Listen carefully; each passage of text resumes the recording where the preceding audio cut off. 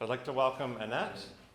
She has been a therapist for over 20 years, and she is currently the Director of Child Center Divorce Services by Peaceful Waters, beside, by, I get it mixed up. It's a Christian counseling agency in town. Annette has also done a lot of workplace mediation, and she's passionate about teaching biblical principles to help people move through conflict to peace. And I think equally as important as all of her training is that she has 7 kids, so I'm sure she knows about conflict. So, do you want to come up, Annette? Thank you for leading us tonight.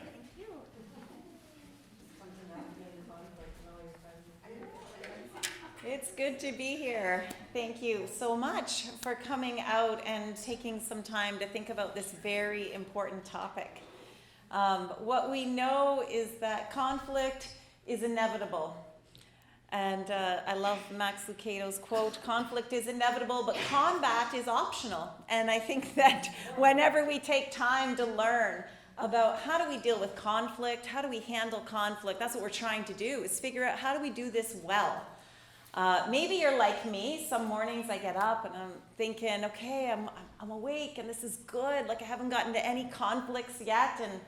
And then you get out of bed and you're like, wow, it just can happen so fast that we find ourselves in conflict. And we wonder, how did this happen again? And so I go to Scripture.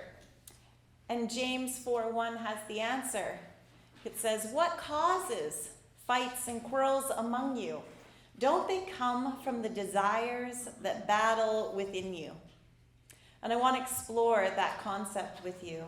That conflict can occur when our desires, the things that are within us, are not met. And I believe that what happens is we begin to turn those desires into demands. And we can really struggle when someone fails to behave in the way that we were hoping, or an outcome that we really wanted did not happen. And then we get stuck and conflict occurs. Conflict arises from the unmet desires in our hearts. And maybe further to that, the triggers, things, the places in our hearts where there's hurt. And we're so easily triggered in those painful places. But I want to suggest to you that although conflict can be so difficult and lots of us want to avoid it, it actually can be an amazing opportunity. Conflict is an amazing opportunity for us to find peace and understanding, and it can be a pathway to deepening relationships, to find reconciliation, and to heal the parts of us that are so hurt. So it's really important for us to take time and understand, how can we do conflict well? I wanted you to throw out some ideas for me. What are some common areas that people can get into conflict? What are your ideas? Money. Yeah, money. Road rage. Road rage, yeah. Values, different values. Different values. Yeah, and let's pick on money for a minute. What is the reason people get into conflict about money? Shortage. Yeah, and the desire is what? What's the good desire there? Why are we even talking about money? Gets you things. Say that again? It gets you things. Yeah, so the desire of I want to manage it well because we need it, right? It's a resource. And oftentimes, that's what we need to think about. Our initial thoughts about a lot of issues come from a good place, a good desire. We may argue about money because we have this desire. I want to manage it well. I want to use it as a good resource. And the desire is not wrong. And it's really important to recognize that often the desires we have are very good. We may desire an intimate relationship with our spouse, so we're in conflict when we're thinking about, this is not feeling the way I was hoping it would. We may get into conflict with our children because we want them to listen. We know it's important for them to obey and to come under authority and to learn the values we're trying to teach them, and so now we're in conflict. Our good desires often will lead us to conflict, not because the desire is bad, but it's typically what's going to happen as we're dealing with the conflict. and what's happening with our desires. So I want to just pause that thought for a moment to talk about brain science. What is going on in our brains in a conflict? And what I want us to understand is that really in a conflict, different parts of our brain get activated depending on the emotions we're experiencing. And just like the colors of a traffic light, the different parts of our brain are sending us signals to say, yep, keep going, or slow down, or you got to stop. Our emotions are like signals about what's happening to us in a conflict, and it can give us insight into what we need to do to resolve it. So if we look into science, we can understand that our brain has 3 main parts, and really only one part is activated at a time. And when we're dealing with conflict, what we want to be in is that prefrontal lobe, the part of our brain that is the problem-solving part of our brain, the part of our brain that thinks critically, the part of our brain that can hear other people and understand them. And I like to call that the green brain. It's the go brain. It's the one that knows how to resolve conflict well.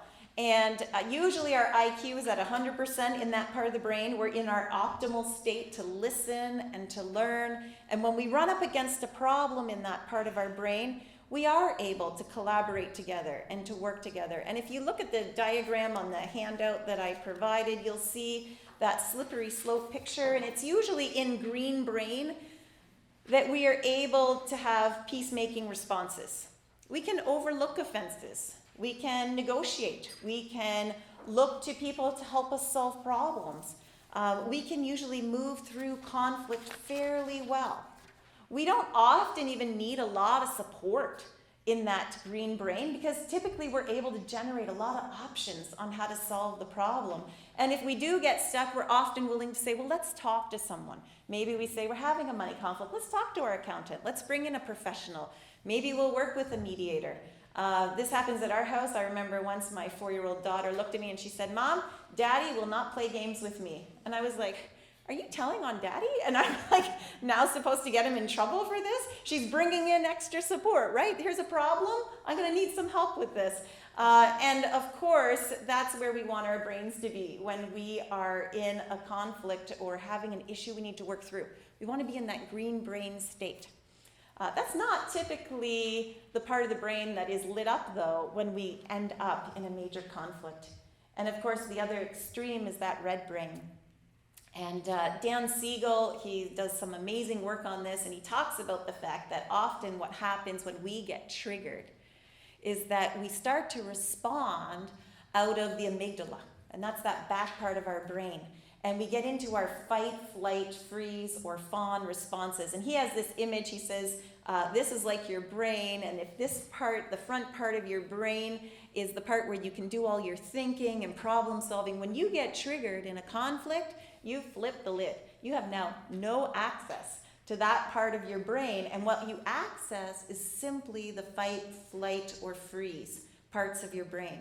And so you can try to talk logic, problem solving to somebody in that part of in the conversation, but nobody is home anymore in that part of their brain. They have flipped the lid. They can't even access that. And so they're not processing what you're talking to them about. They are probably responding out of the extremes. And again, if you look at that image, the extreme responses in that red brain part of us are either going to be those escape responses, like flight or denial, or sometimes the fawn responses. Fawn responses can be like just giving in, people pleasing, okay, just whatever you want, I don't even care anymore. Those kinds of responses, or they can be the very aggressive ones, or someone is attacking and yelling and fighting.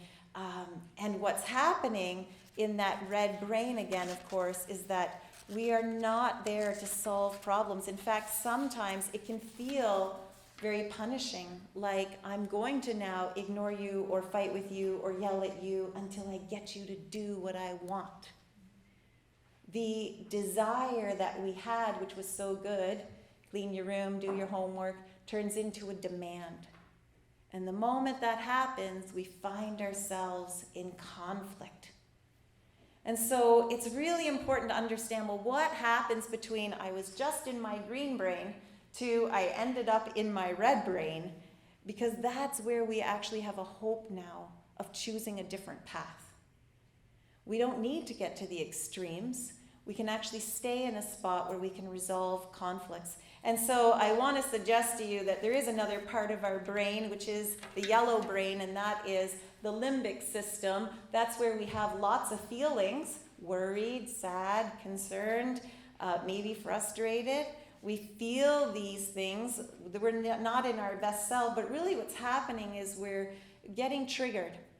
We've set our desires, and now we're feeling like our needs are not met, or problems not being solved, or somehow we're lacking some skill in an area.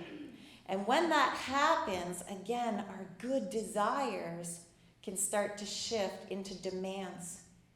And our unmet desires have the potential of working themselves deeper and deeper in our hearts, to the point where we start to feel like, no, we deserve this, or we have to demand this, and we work harder to justify it or legitimize it.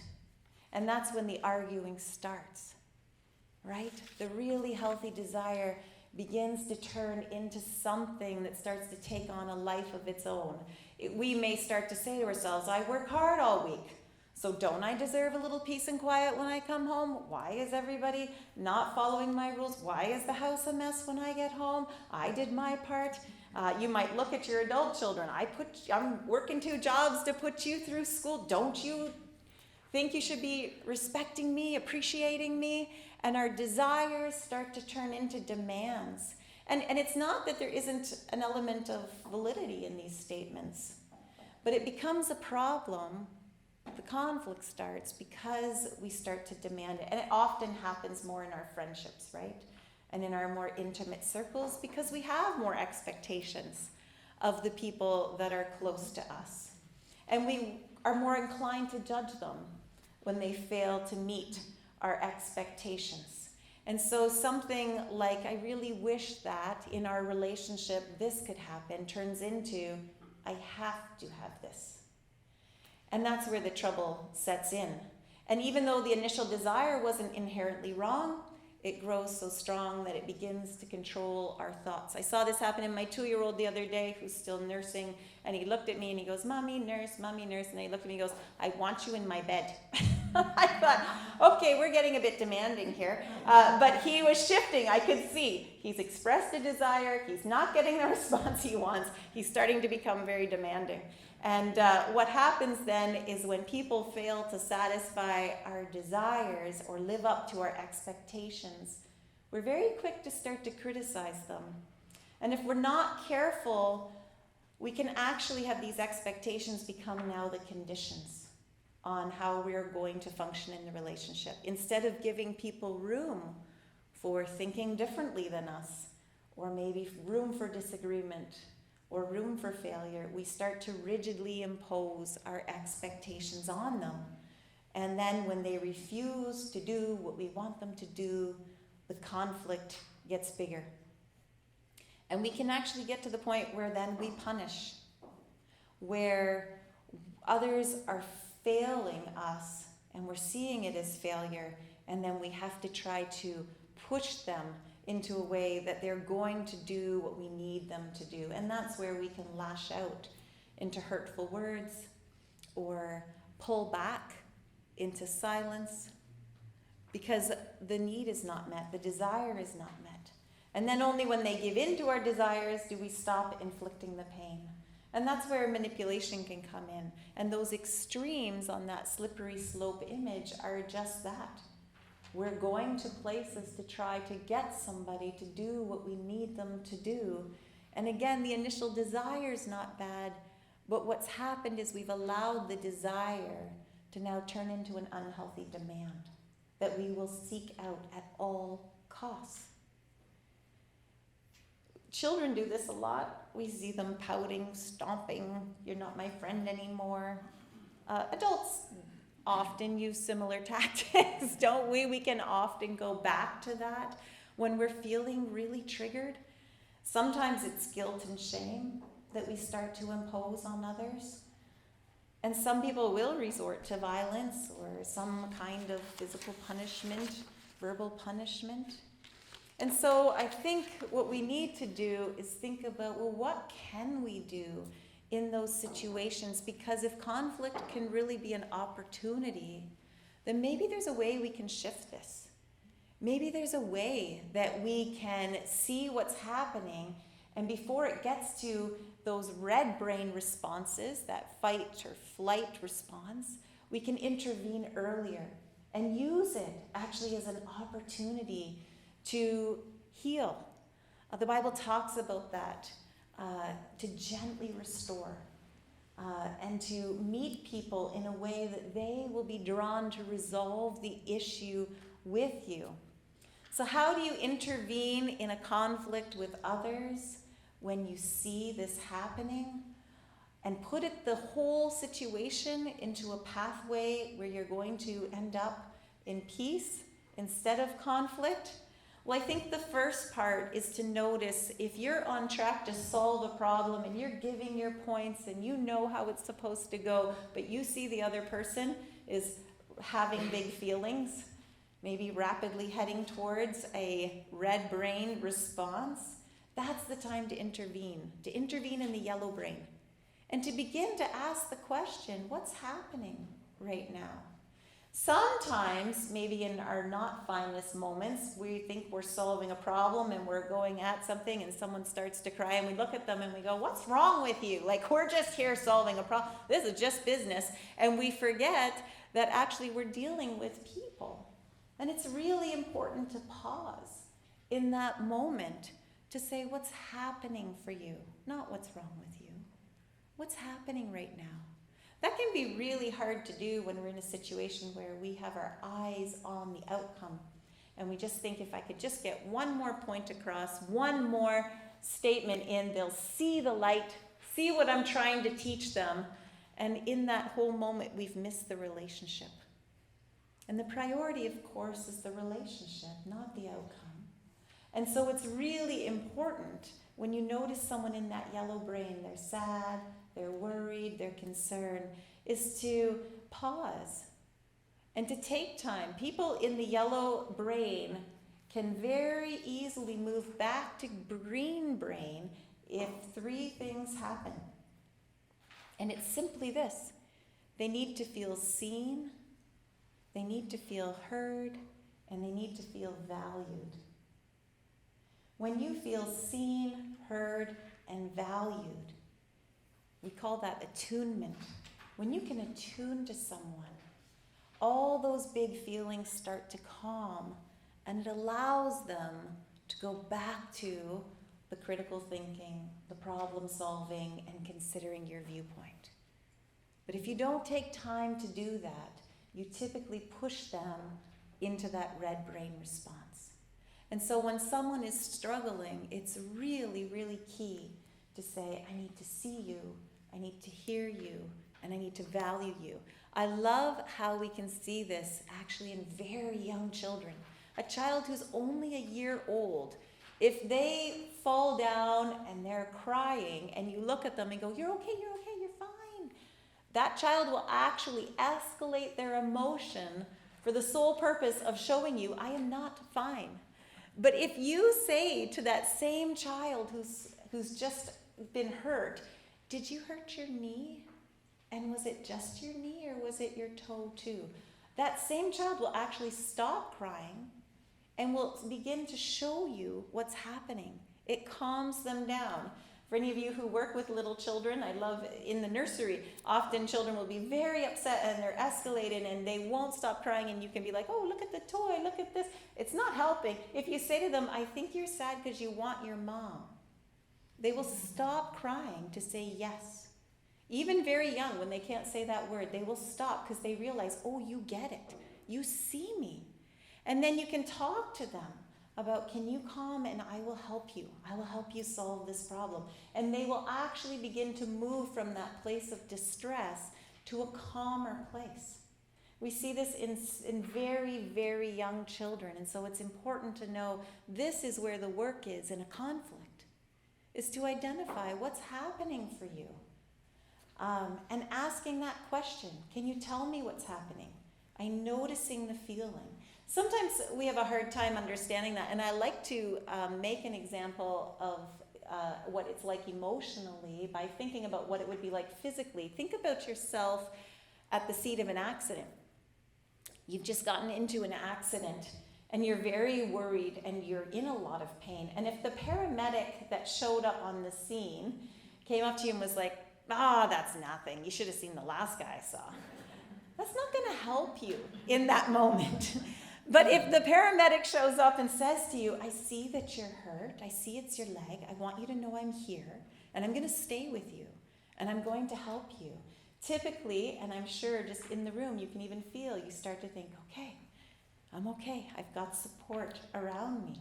And this is why it's so critical that in a conflict that we see, usually the desires are very good, but what's happened is that there's been a trigger, there's been some difficulty, and if we can pause to see that, instead of shifting to my desire now becomes my demand, usually we can help everyone get back to a problem-solving state, which of course allows us to find resolutions. This is a very relational approach.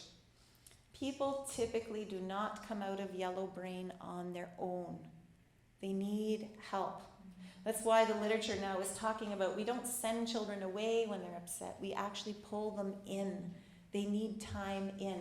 When I work with families in high conflict situations, one of the lawyers I work with will say, when my client is misbehaving, like they're doing all the things we told them not to do, my initial thought is push them away and say, stop behaving that way. What's wrong with you? But actually what needs to happen is I need to pull them in and say, what's happening for you?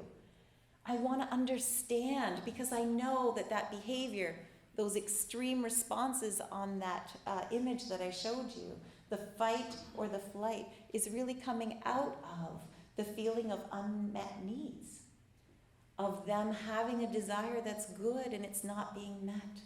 And so it's really important, this relational approach, to find the heart, to take the time to notice the feeling. And that will actually put people in a spot where they can solve the problems. And you know what I found working with families that are in high conflict situations is that they often don't need me at all to generate options and to find solutions for them. In fact, most of the time, even working with their lawyers, they really don't need me to help generate options. All they need me to do is help put everybody back into a green brain space. And the moment they're there, they actually can go off and come up with all their own options, and my work is done. It's really about giving people the opportunity to get back into that space. And so how do we do it?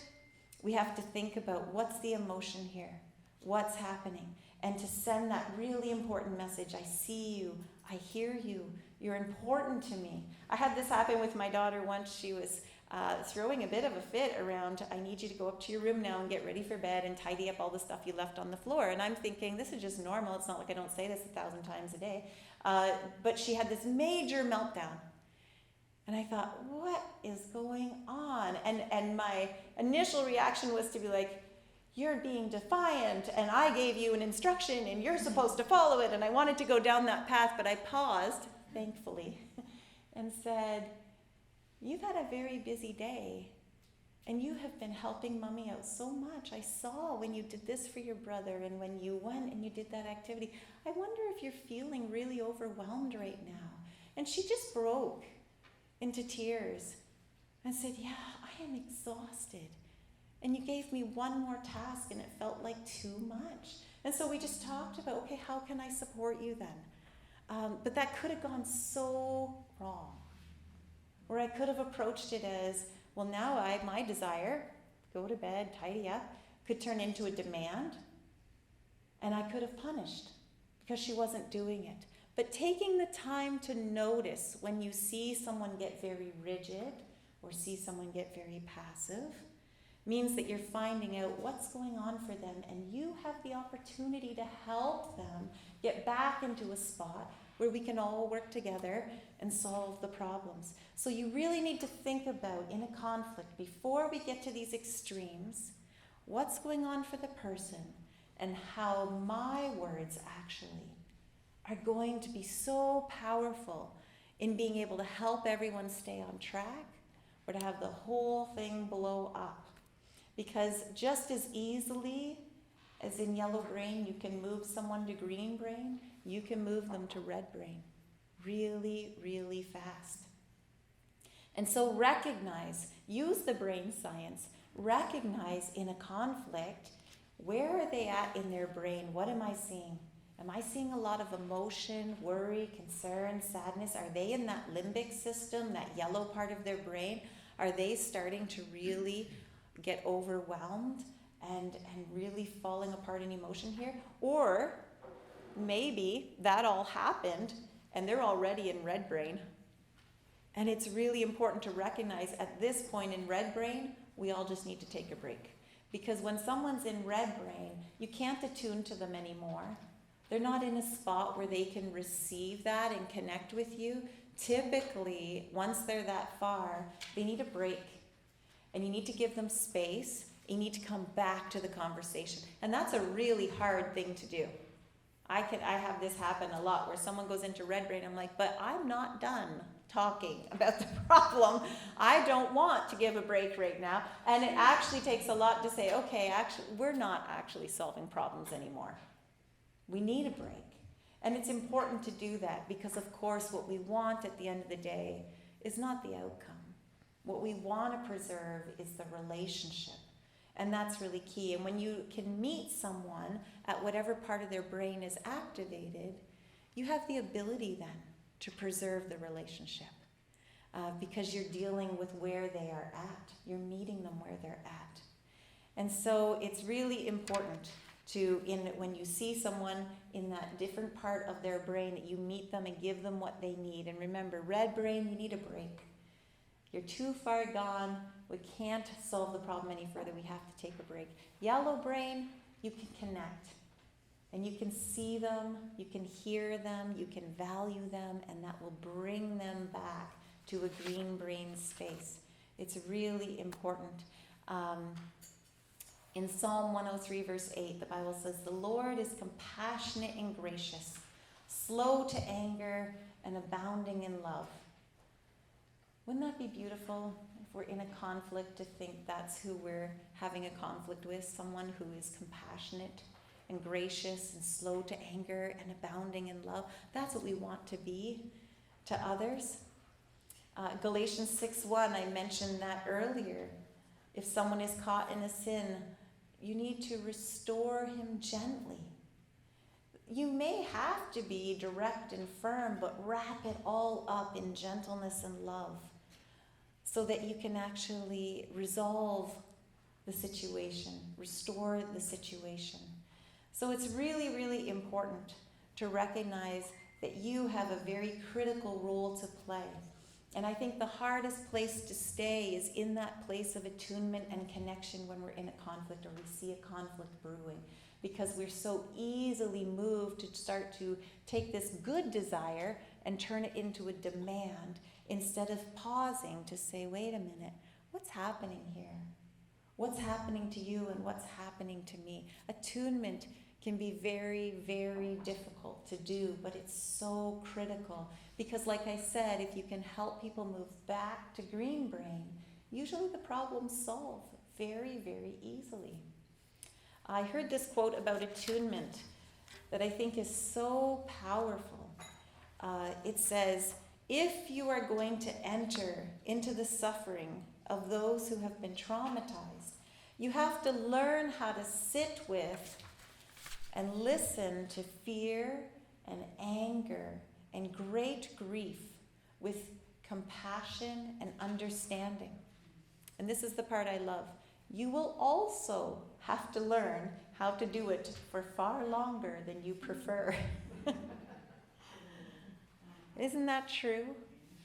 Sometimes when I talk about this, and we do like whole day lectures on this, not 40 minutes, when I talk about this with the lawyers I work with, I will often say to them, it's not okay to say, oh yeah, okay, I see you're angry, yeah, you're angry, okay, good, now let's move on. You can't do that. That's not attuning. That can feel actually very minimizing, and it actually can backfire on you. So it takes time to hear it. I encourage you all to go home and just Google this video clip from the movie Inside Out. And it's when sadness, this feeling, sadness, comes and talks to, and I forget if the guy's name, but anyway, he's very upset. And Joy first comes along in the clip, and she tries to connect with him, and she tries to distract him, and she's doing all these silly things and saying, come on, it's fine, it's not so bad. And he's like not having any of it. And then sadness comes, and sadness just sits with him and says, I see that you're really sad. And he goes, yeah. And Joy's going, what are you doing? Like, you're gonna mess this up. And then as soon as sadness says that, yeah, it is very sad, he starts to talk. And he starts to share about why he's upset. And then she acknowledges that. And then he takes some time to cry. And then he says, I think I'm okay now. And it's a really beautiful image of how do we attune to someone?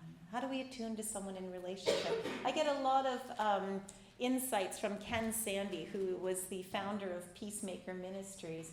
And he talked a lot about how it was so easy to get into conflict with his wife, and maybe you guys have had this experience where he was driving and he was going through an intersection, and his wife was sure that the car that was coming when they were making the left-hand turn was going to smash into them, and so she's bracing herself and all. And he said, initially he says, I was an idiot. I mocked her. I said to her, why are you so worried? Don't you trust my driving? And had this big reaction. And then he said at one point the Lord really spoke to him and said, maybe your wife really believes that there was a dangerous situation, and could you love her by just attuning to her? And so he said the next time that happened, he paused at the light because he saw her get nervous, and he just waited. And he said, she turned to me in that moment and said, I know you did that for me, and thank you. And he said, would it have killed me all those other times to wait just one more second, one more minute? No. But he said, pride got in the way. I took it as a personal offense. And sometimes that happens. We get triggered in and of ourselves. And it's really important to look at what's getting triggered up inside of me and to actually see that as an opportunity. Is God trying to show me some part of my heart where I'm stuck, or I believe something that's not true, or I'm caught up in pride, or I feel insecure, and now this person questioning me makes me feel more insecure and more triggered, and can I deal with that? What's so beautiful about looking at the life of Jesus? He said he was never triggered. He didn't believe any lies about himself. He knew who he was, and so when someone came to him escalated, he never fell apart, never took that on his own. He was able to attune to that person and able to actually be present with them and help them heal. And that's so much what we want to do for others. It's really important to, in that middle section of that image that I showed you, those peacemaking responses, to ask yourself the question when you're in a conflict, is this my opportunity to be a peacemaker? And a peacemaker doesn't mean being a doormat. A peacemaker doesn't mean saying, okay, fine, I have to just give up. A peacemaker is actually someone who may say, this conflict is not worth it.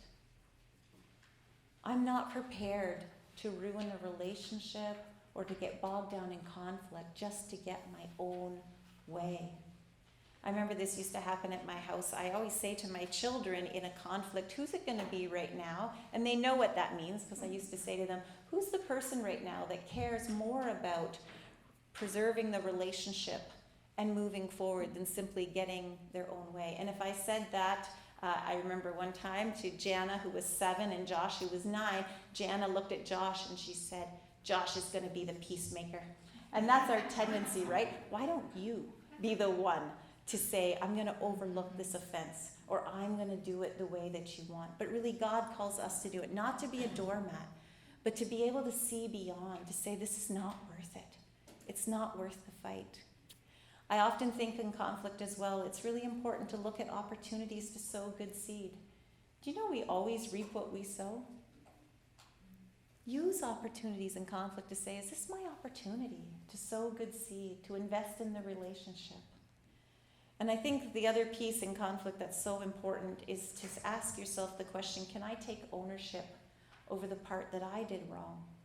And what I've noticed time and time again in my work is when someone is prepared to take ownership over the part they do wrong, it doesn't usually invite a response of, yeah, that's right, you did. What actually happens when you model that kind of humility is usually the other person says, actually, hold on here, I had parts that I did wrong too. And it's so important in a conflict to ask that question. Can I take ownership over the part that I do wrong? Okay, the last thought I want to leave you with is, how do you take care of yourself in a conflict? We've talked about taking care of someone else who's struggling, but what about you? What if you're the one in yellow brain and you're really struggling to think, how am I going to keep myself from going into red brain? And I know the Lord is so faithful in these moments. He's been faithful to me in these moments, and I'll share with you a story of a time when I was in a conflict with someone and they were really escalated and actually quite hurtful. And I remember leaving that situation and going to the Lord and saying, I don't want to jump into that red brain response. I don't know how to stay present and stay connected in this really painful situation. And the Lord brought to my mind the title of a book, this picture of a book. It's a children's story, and it's called Why Ducks Don't Get Wet. And he showed it to me in my mind. And he asked me this question, Annette, why don't ducks get wet? And I said, well, it's because they have the oil. And he said to me, would you let me anoint you with my oil? Would you let me just cover you so that you don't get wet in this conflict, so that you're not hurt in this conflict? What was the Father saying to me? You're in yellow brain, and I'm going to attune to you. I'm going to see you. I'm going to hear you. I'm going to value you. And when we allow the Lord to do that, He's so faithful. And it gives us the ability then to be Him to those who are hurting. And we can truly then ask the question, what's happening for you? Why? Because we first have had the Heavenly Father meet our needs. And so I encourage you in those conflicts, if the person you're in conflict with is not attuning to you, not seeing you, remind yourself that you have a choice to either take your beautiful desire and turn it into a demand, or to go to the Lord and allow Him to attune to you and to meet your needs so that you then can be who you need to be to the person you're in conflict with.